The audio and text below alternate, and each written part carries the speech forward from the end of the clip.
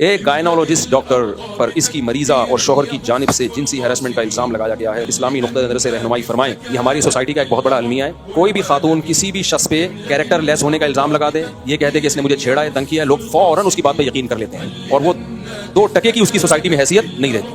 اس میں اس بات کا امکان ہے کہ وہ خاتون صحیح الزام لگا رہی ہو, اس بات کا بھی امکان ہے کہ الزام صحیح نہ ہو.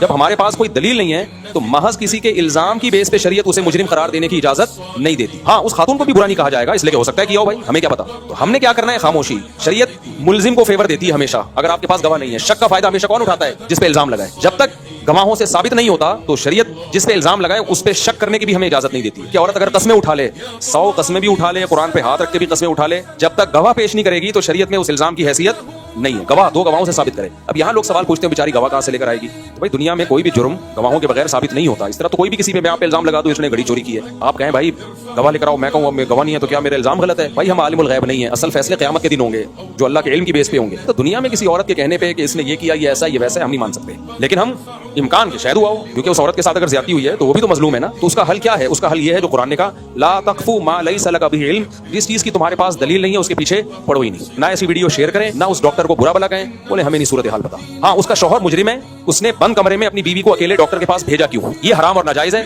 اور وہ عورت اس ڈاکٹر کے ساتھ اکیلے کمرے میں گئی کیوں؟ یہ جرم ایسا جس کا وہ اعتراف کر رہا ہے. اور وہ ڈاکٹر بھی اکیلے کمرے میں عورت کے ساتھ ملا کیوں؟ تو یہ تینوں کی غلطی ہے. باقی الزام کا نہیں ہمیں پتا بھائی. جب تک گواہ نہ ہو کسی کا الزام ثابت نہیں ہوتا, بلکہ الٹا شریعت جو ہے وہ اس کو رائٹ دیتی ہے کہ حد کی عزت کا تم دعویٰ کر دو. ہمیں حقیقت نہیں معلوم, ہم کسی کو برا نہیں کہہ رہے, لیکن یہاں شریعت جو فیور دے رہی ہے وہ اس ڈاکٹر کو دے رہی ہے کہ آپ اس عورت پہ حد کی عزت کا کیس کر سکتے ہیں. البتہ اگر آپ نے کیا ہے تو پھر نہیں کر سکتے.